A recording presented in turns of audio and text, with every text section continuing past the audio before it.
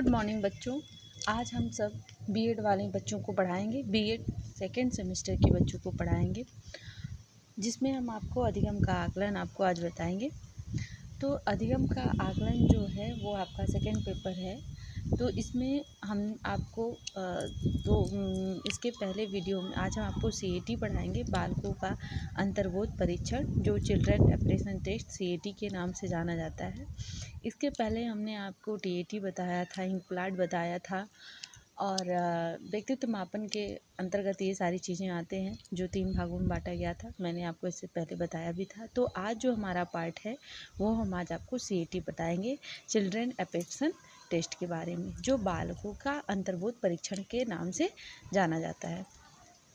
ठीक है, तो आज हम जो है जानते हैं प्रासंगिक जो अंतर्बोध परीक्षण था वो किशोरों के लिए था। ठीक है, किशोरों के लिए था, जिसको टीएटी कहा जाता है, थैलेमिक एप्रेशन टेस्ट के नाम से जाना जाता था। तो वो जो था वो किशोरों के लिए था, और सीएटी जो है वो चिल्ड्रन एप्रेशन टेस्ट से ही आप जान सकते हैं कि ये जो है चिल्ड्रन बच्चों के लिए था। तो जो सीएटी है, हाँ, या हम कह सकते हैं किशोरों प्रौढ़ों के लिए, दोनों के लिए था। टीएटी किशोर और प्रौढ़ दोनों के लिए था, लेकिन ये जो है छोटों बालकों के लिए हुआ। और ये इसको ध्यान रखते हुए, क्योंकि जो टेस्ट हुआ था, ऑपरेशन टेस्ट जो हुआ था, जो टीएटी हुआ था वो किशोर और प्रौढ़ों के लिए था, लेकिन बच्चों का जो था उनके बारे में वो नहीं जान पाते थे, तो बच्चों के लिए वो सहयोगी नहीं रहा, वो उचित नहीं रहा। तो इसके लिए जो है सीएटी का निर्माण किया गया, जिसको डॉक्टर लियोपोल्ड बेलेक ने किया था। इसका प्रतिपादन आप उधर ही रहो, का प्रतिपादन जो था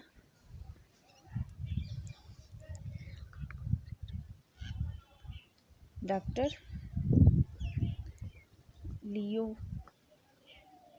लियोपोल्ड बेलेक ने किया था। आप ऐसे भी कह सकते हैं कि इसकी खोज जो है बेलेक ने किया था, या इसका प्रतिपादन जो है लियोपोल्ड बेलेक ने इनका प्रतिपादन किया था। ठीक है, इनका प्रतिपादन किया था सीएटी का। बात समझ में आई? तो अब जो है ये लियोपोल्ड बेलेक ने ही कहा कि नहीं, बालकों का अंतर्बोध भी परीक्षण होना चाहिए, इसलिए जो थे लियोपोल्ड बेलेक ने इनका प्रतिपादन किया। इन्होंने जो है इसमें जो है 3 से 10 साल तक के बच्चों के लिए इन्होंने बालकों के अंतर्बोध को परीक्षण किया। कितने साल के लिए? 3 से 10 साल के बच्चों के लिए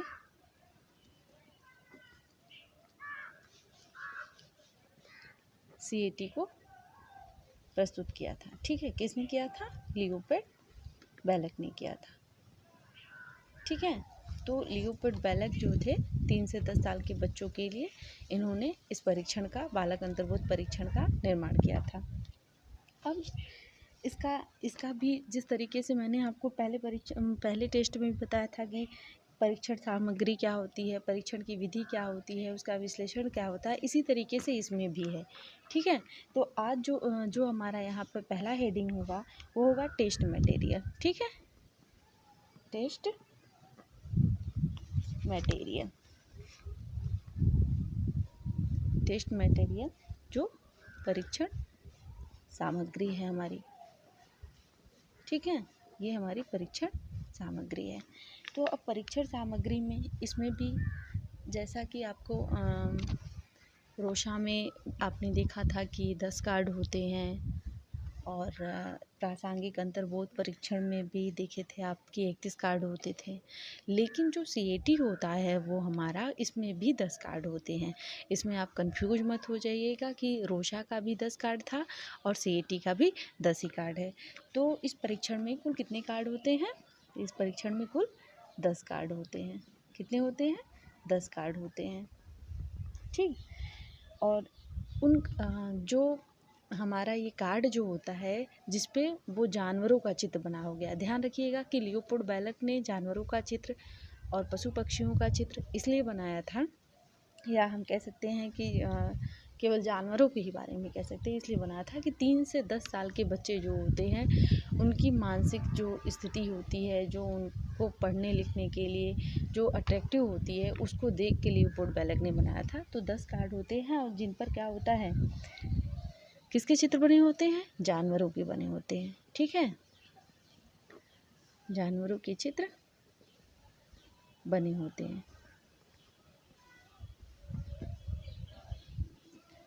और इन्हीं जानवरों से जीवन से जुड़ी हुई वो विभिन्न परिस्थितियों में चित्रों को देख करके बालक को जो है कोई न कोई रचना करने के लिए कहते हैं। ठीक, कि जो है वो बालक जो है उसमें उसकी रचना जो है करे, बालक जो है इसकी रचना करे, किसको देख करके, जानवरों के चित्र को देख करके उससे वो कहानी का क्या करे, उसके चित्रों को देख करके उसके बारे में कोई न कोई कहानी बनाए। और बच्चों के कह सकते हैं हम उनको कि उनका जो स्वभावानुसार होता है, उनके अनुभव होते हैं, जो उनकी भावनाएं होती हैं संबंधी जो गुणे हैं, वो कहानियों के माध्यम से ही व्यक्त हो सकती हैं। क्योंकि जब बच्चा जो है 3 से 10 साल का बच्चा एक कहानियों का निर्माण करेगा तो उसके अंतर्गत हम क्या क्या जान पाएंगे, उनके अनुभवों को जान पाएंगे। ठीक है, उनके अनुभवों को जान पाएंगे, भावनाओं को जान पाएंगे, उनके व्यक्तित्व के संबंधी, उनका व्यक्तित्व संबंधी गुणों को जान पाएंगे, व्यक्तित्व संबंधी गुणों को जान पाएंगे। ठीक, तो वो कहानियों के माध्यम से उनका जो गुण होगा वो क्या होगा, हमको दिखाई देगा, या हम समझ सकते हैं कि बालकों का क्या उनका व्यक्तित्व, क्या उनके अनुभव होते हैं। अब हमने देख दिया कि टेस्ट मटेरियल। अब हम आते हैं, दूसरा जो हमारा हेडिंग होगा वो एडमिनिस्टर ऑफ द टेस्ट होगा, परीक्षा का ढंग होगा। क्या होगा, परीक्षा का ढंग होगा। ठीक, ये परीक्षा का ढंग कैसा होगा, इसको क्या कहते हैं, एडमिनिस्ट्रेशन ऑफ द टेस्ट। ठीक है, एडमिनिस्ट्रेशन ऑफ द टेस्ट, परीक्षा का ढंग। सबसे पहले हम क्या करते हैं कि बालकों को ठीक तरीके से उसको बैठा करके उनको विश्वास में ले लेते हैं कि हाँ बच्चों आओ, हम आपको कहानी बताते हैं या कहानी सुनाते हैं। उनको अच्छे से बैठा करके उनको पहले हम अपने विश्वास में ले लेते हैं, तो बच्चा क्या होगा, आराम से बैठ के कहानी सुनने के लिए या कुछ जानने के लिए तैयार हो जाएगा। फिर इसके बाद एक एक कार्ड जो है उसके सामने प्रस्तुत करेंगे कि मतलब हम 10 कार्ड है, लीयोपोल्ड बेलेग ने बताया जैसा कि 10 कार्ड है। पहले एक कार्ड देंगे जिसमें जानवरों का चित्र छपा हुआ होगा, फिर इसके बाद हम दूसरा कार्ड देंगे, फिर हम उसको तीसरा कार्ड देंगे। इस तरीके से करके हम उसको धीरे धीरे क्या करेंगे, 10 कार्ड को देंगे। और उसी के कार्डों के आधार पर ही हम क्या करेंगे कि बच्चों से कहेंगे कि बच्चा जो है उसके बारे में कहानी बनाए। और इस कार्य को बच्चा बोझ भी न समझे और खेल की भावनाओं से रचे। मतलब एक कार्ड देने के बाद बच्चों को उससे कहानी के बारे में जानने का प्रयास करें, दूसरा देने के लिए। कहने का तात्पर्य बच्चों को ऐसा ना हो कि 10 कार्ड देकर हम कह दें कि 10 के बारे में कहानी बताओ, ऐसा नहीं करना है। बच्चों को प्रेम पूर्वक, सहानुभूतिपूर्वक, बच्चों को विश्वास में लेकर एक कार्ड देने के बाद फिर उसके संबंधित कहानियाँ जानने के बाद फिर उनकी दूसरे कार्ड देने के बाद इस तरीके से खेल खेल में हम बच्चों से क्या कर सकते हैं, कहानियाँ बनवा सकते हैं या उनके व्यक्तित्व को जान सकते हैं। और ऐसा आप पूरा ध्यान रखें कि जो ये चीज़ें आप कार्ड का माध्यम से जो व्यक्तित्व और उनके गुण करेंगे, तो बच्चे जो है कार्डों को देने के बाद और उसमें जो है कुछ चीज़ें जो है अगर इंक्लूड हो जा रही हैं तो उससे जो है बच्चे जो है बोझिल ना हो। ठीक है, अब हमारा जो है तीसरा जो आता है वो होता है विश्लेषण। क्या होता है, विश्लेषण। ठीक, तीसरा जो होता है वो हमारा क्या होता है, विश्लेषण, जिसको हम एनालिसिस कहते हैं। क्या कहते हैं, एनालिसिस। क्या होता है, एनालिसिस। अब हम देखते हैं कि ये एनालिसिस क्या होता है, इसके अंतर्गत एनालिसिस क्या होता है। ठीक है, अब हम एनालिसिस को देखते हैं। एनालिसिस जो होता है ये व्याख्या करने के आधार पर बातों पर निर्भर करता है। एनालिसिस के अंतर्गत हमारी कई सारी चीज़ें आती हैं, जिसमें हमारा पहला जो होता है ये व्याख्या और विश्लेषण के आधार पर होता है।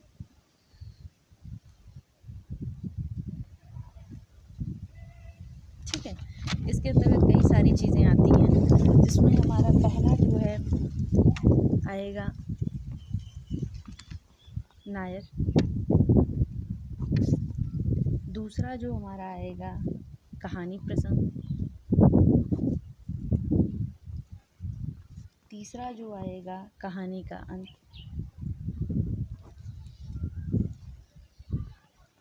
ठीक। तो हम एनालिसिस में ऐसे देखते हैं कि वो नायक, कहानी का प्रसंग और कहानी का अंत क्या है। तो नायक में क्या होगा कि नायक की व्यक्तित्व संबंधी विशेषताएं जिन्हें कहानी के द्वारा वो क्या करेगा, प्रकट करेगा। कहानी प्रसंग में आएगा कि कहानी की रचना के लिए उन्होंने क्या प्रसंग चुना, उसने कहानी के लिए इसे चित्रों के माध्यम से देख के उन्होंने कौन सा प्रसंग चुना, और कहानी का अंत कैसा है। जैसे होता है माँ बाप के प्रति किस प्रकार का दृष्टिकोण कहानी द्वारा व्यक्त किया गया, बच्चों का माँ बाप के प्रति किस प्रकार का दृष्टिकोण जो है कहानी द्वारा व्यक्त किया गया बच्चों की भावनाओं के अंतर्गत। परिवार के किस व्यक्ति के साथ बच्चा का सबसे ज़्यादा स्नेह संबंध होता है, क्योंकि जब वो कहानी बनाएगा तो क्या कहेगा, तभी हमारे डैडी आ गए। तो इसके कहने का मतलब क्या है कि उसको अपने डैडी से विशेष लगा, या कह सकें हमारी अभी बुआ आ गई या ये हमारी दीदी आ गई। तो हम इसके उस कहानी के माध्यम से, उस चित्र के कहानी के माध्यम चित्रों के माध्यम से जो वो जानवरों का चित्र देख के बच्चा जो है कहानी बनाता है, तो उसमें किसी व्यक्ति का व्यक्तित्व कैसा है ये भी क्या होता है, जाना जा सकता है कि किस परिवार के प्रति किसका किस तरीके से संबंध है उस बच्चे का। और अगला जो होता है वो हमारा होता है कि चित्र में उपस्थित न होते हुए भी कुछ वस्तुओं को जो बालक अपनी कहानी में कह सकते हैं अपने हाइपोथेसिस से जोड़ देता है। कैसे जोड़ देता है, कहने का मतलब अगर उसको चित्र में कोई घोड़ा दिख गया तो क्या कहेगा, चित्रों के माध्यम से कुछ नहीं कहेगा। तो एग्जाम्पल के लिए आप सुनिए कि हम घोड़ा पे बैठ के अपने ननिहाल चले जाएंगे, तो क्या है, ये बच्चों का क्या है, ये भावनात्मक चीज़ है कि वो कुछ अलग तथ्यों का क्या करते हैं उसमें इंक्लूड कर देते हैं। ठीक है, कुछ चीज़ों को उससे संबंधित कर देते हैं। और जो होता है कि जो चित्र की उपस्थिति होती है वह किस आकृति की होती है, ये जानबूझकर वो छोड़ने का भी प्रयास करता है। जो तथ्य होता है वो क्या करता है कि उस कहानी से वो अलग हट जाता है बालक जो है। और भी इसमें होती है कि कहानी में वह किस प्रकार की व्यक्ति चिंता करता है या किस प्रकार नहीं। अगर हमने अभी आपको बताया कि वो घोड़े पे बैठ के ननिहाल चला जाएगा, लेकिन उसको चिंता और किस प्रकार की भी ऐसे हो सकती है कि घोड़ा तो बहुत बड़ा होता है, मैं तो बहुत छोटा हूँ, कैसे चढ़ पाऊँगा उस पर।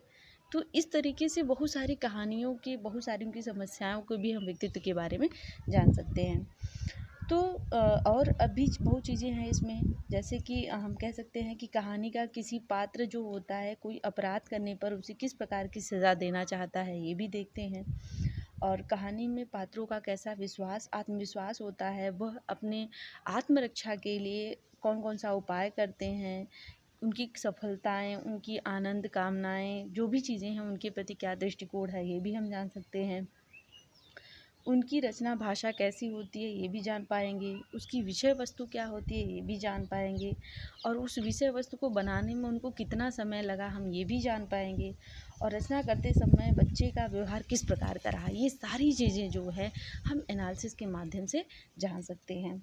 और सभी बातों का जो है हम एक तरीके से योग्य अनुभवी परीक्षणकर्ता जो है बच्चों के व्यक्तित्व के सभी पक्षों का मूल्यांकन करने में समर्थ हो जाता है। तो आपने देखा कि एनालिसिस के अंतर्गत बहुत ऐसी सारी चीज़ें होती हैं जिसके बाद जो है बच्चे के बारे में जो लियोपोल्ड बैलक ने बनाया है कि बालक का अंतर्बोध परीक्षण जो हमारा है बहुत अच्छी तरीके से इन्होंने बनाया है, और इसका विश्लेषण जो है वो हर टॉपिक को ध्यान में रखते हुए बनाया है। तो आप विश्लेषण को जो है इसको थोड़ा सा ध्यान से देखेंगी, आप थोड़ा सा इसको जानेंगी तो आपको पूरा कहानी का जो मूल सार है वो जो हमारा ये पूरे जो बालक अंतर्बोध परीक्षण का जो मूल सार है वो सारी चीज़ें आपको पता चल जाएगा। अब हम आते हैं, हम एक बार फिर से आपको दोहरा देते हैं CAT के बारे में कि CAT जो होता है वो हमारा जो होता है लियोपोल्ड बायलक ने इसका प्रतिपादन किया था, 3 से 10 साल के बच्चों के लिए किया था, जिसको चिल्ड्रन एप्रेशन टेस्ट भी कहते हैं। इसका जो है हम 3 भागों में डिवाइड कर लेते हैं, जिसमें हम आपको पहला टेस्ट मटेरियल है, दूसरा जो होता है एडमिनिस्ट्रेशन टेस्ट होता है और एनालिसिस होता है, जिसमें हम टेस्ट मटेरियल में आपको बता दिए कि 10 कार्ड होते हैं, जानवरों का चित्र बना होता है, उसके आधार पर बच्चों की भावना और व्यक्तित्व के बारे में जाना जाता है। एडमिनिस्ट्रेशन के अंतर्गत जो होता है वो जो होता है हम प्रशासन के अंतर्गत चीज़ें देखते हैं कि हम 10 कार्ड को कैसे कैसे उनको देते हैं और 10 कार्ड के बाद हम किस तरीके से कहानियों को बनाते हैं कि बच्चों के अंदर बोझ न पड़े और वो खेल खेल में वो चीज़ें कहानी को बना सकें। और विश्लेषण के अंतर्गत कहानी प्रसंग नायक के अंत के बारे में हम जान सकते हैं। अब ये तो हमारा CAT। अब हम चलते हैं आपको WAT के बारे में। ठीक है, अगला जो होता है वो हमारा शब्द साहचर्य परीक्षण है। क्या है? शब्द साहचर्य परीक्षण। शब्द साहचर्य परीक्षण को वर्ड एसोसिएशन टेस्ट कहते हैं, जिसको WAT के नाम से जानते हैं। ठीक है, इस परीक्षण का जो प्रयोग था वो शब्द साहचर्य से समझते ही इसका जो है वर्ड एसोसिएशन जो टेस्ट होता है ये जो होता है शब्द साहचर्य परीक्षण होता है। इस परीक्षण का जो प्रयोग है फ्रायड और उनके शिष्य जो है यूंग के द्वारा हुआ था। किसने? फ्रायड एवं उनके शिष्य यूंग ने किया था। किसने किया था? फ्रायड और यूंग ने। अब WAT का जो है शब्द साहचर्य के जो परीक्षण का प्रतिपादन था इन्होंने किया था। तो इसमें जो है व्यक्ति के सामने कुछ निश्चित शब्दों को एक एक करके बोला जाता है। ठीक है, पहले ये ध्यान दीजिए, फ्रायड जो थे और यूंग जो थे मनोविश्लेषणवादी थे, इसलिए जो थे ये जो परीक्षण है मानसिक रोग से ग्रसित व्यक्तियों पे किया गया है। किस पे किया गया है? मानसिक रूप से या मानसिक रूप से रोगी कह सकते हैं, या फिर हम कह सकते हैं कि मानसिक रोग से ग्रसित व्यक्तित्व के मापन को के लिए, इसको कह सकते हैं के लिए सुचारू रूप से किया गया है। ठीक है, ये जो है इसका जो शब्द साहचर्य का परीक्षण WAT है, फ्रायड है उनके शिष्य ने इसका प्रतिपादन किया था। इसमें मानसिक रोग से ग्रसित व्यक्तियों के लिए किया गया है।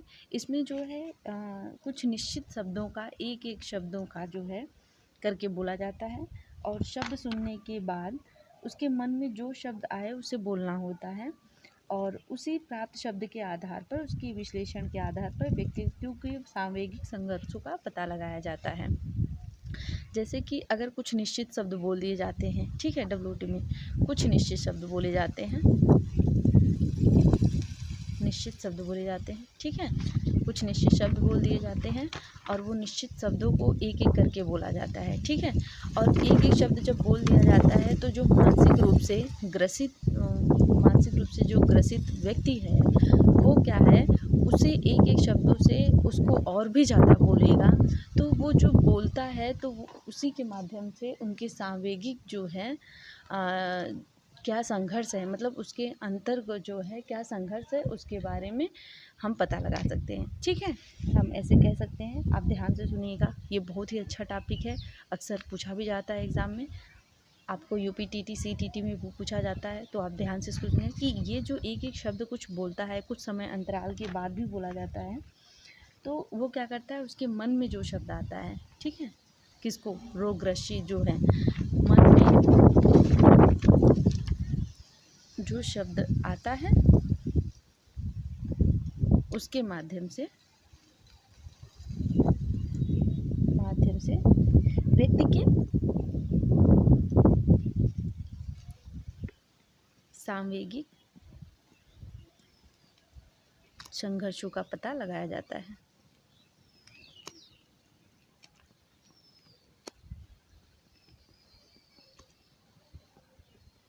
ठीक है, ये सामवेगिक उसके बाद उसको पता लगाया जाता है। ये हुआ हमारा शब्द साहचर्य परीक्षण, जिसको हम WAT के नाम से जानते हैं।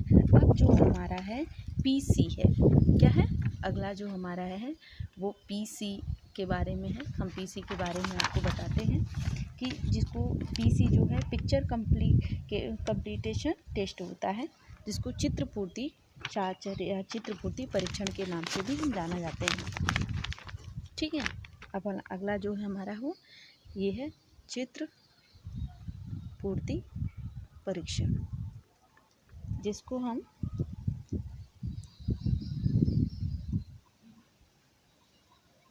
पिक्चर कंप्लीशन टेस्ट कहते हैं। ठीक है, पिक्चर कंप्लीशन, जिसको हम PCT के नाम से जानते हैं। किससे जानते हैं? PCT के माध्यम से जानते हैं। तो ये जो हमारा जो PC है शब्द साहचर्य परीक्षण है, जो हमारा चित्रपूर्ति परीक्षण है, ये 1940 ईस्वी में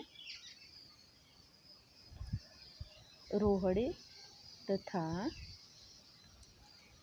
हाइड्रोथ, किसने? रोहड़े तथा हाइड्रोथ ने इसका प्रतिपादन किया था।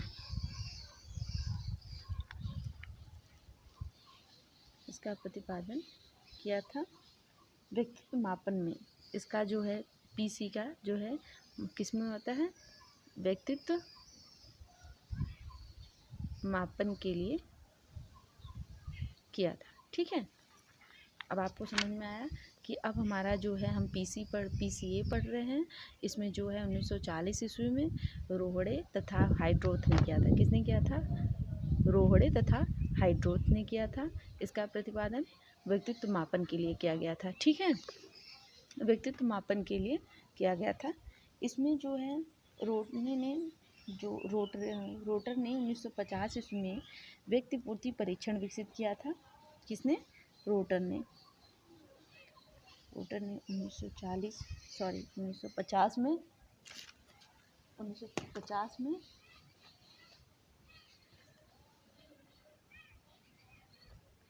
व्यक्तिपूर्ति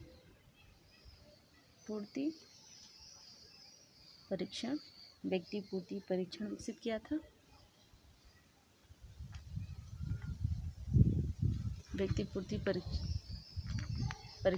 किया था। जिसमें 40 वाक्य होते हैं। किसमें होते हैं? 40 वाक्य होते हैं।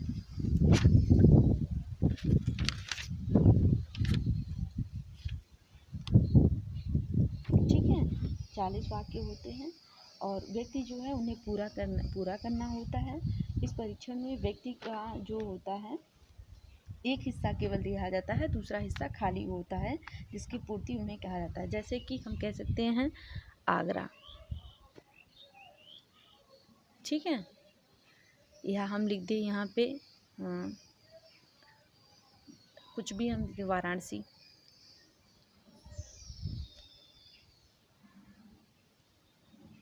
लिख दें वह एक, ठीक है, मैं एक भविष्य में अमेरिका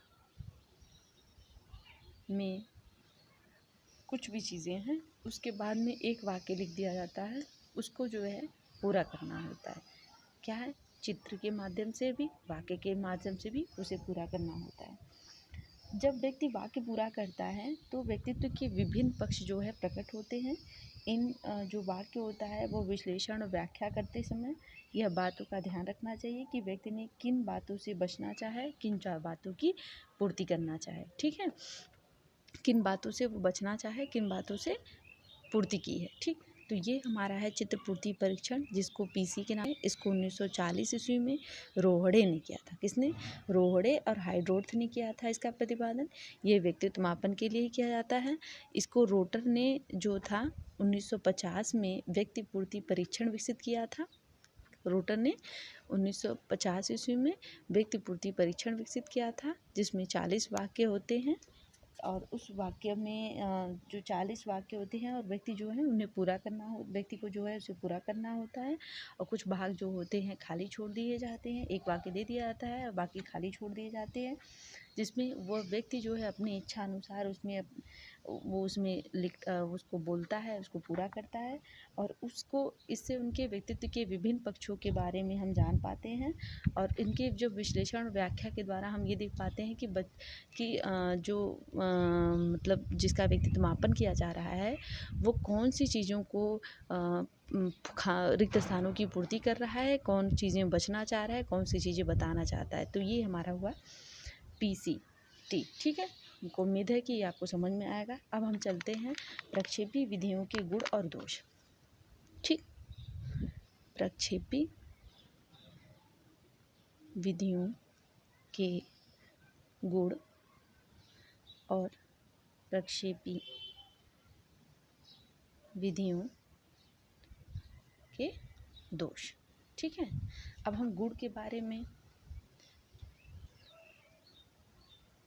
मेरिट्स ऑफ प्रोजेक्टिव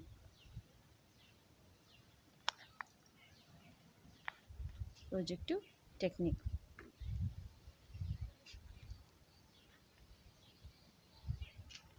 ठीक है, ये हमारा प्रक्षेपी के गुण हुए।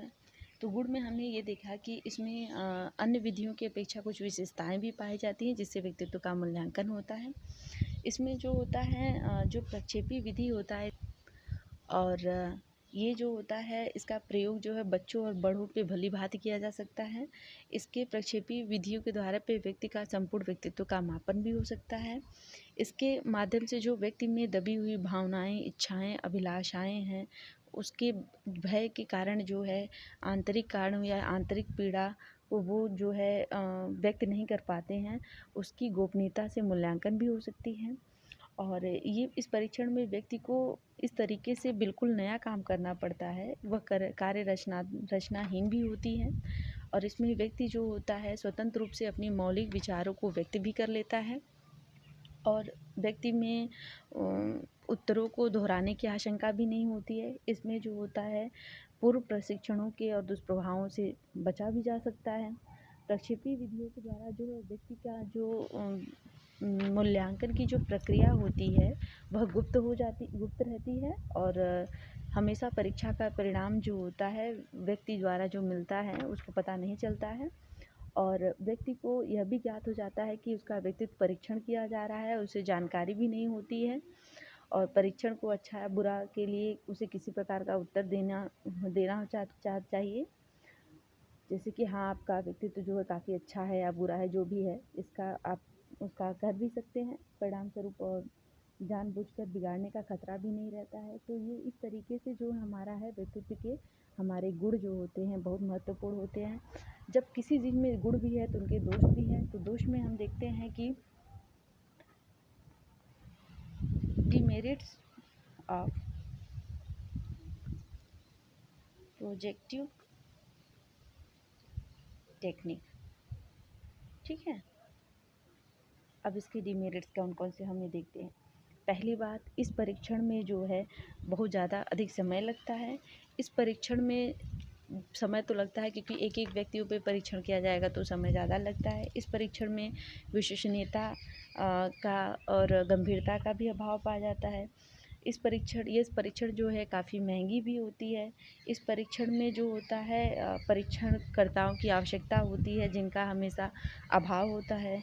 जो प्रक्षेपी ये विधियां हैं उसको वस्तुनिष्ठ विश्लेषण एक गंभीर समस्याएं भी हैं। इसमें उत्तरों के माध्यम से गलत निष्कर्ष भी निकाले जा सकते हैं।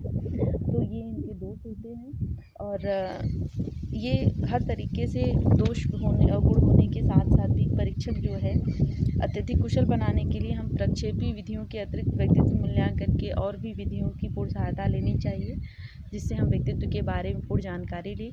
क्योंकि प्रक्षेपीय माध्यम से नहीं, अन्य माध्यमों से कह सकते हैं। तो इस तरीके से आज हमारा व्यक्तित्व मापन की जो तीनों विधियां हैं मैंने आपको पढ़ा दिया और आप मुझे उम्मीद है कि आपको ये पूरा समझ में आया होगा। धन्यवाद।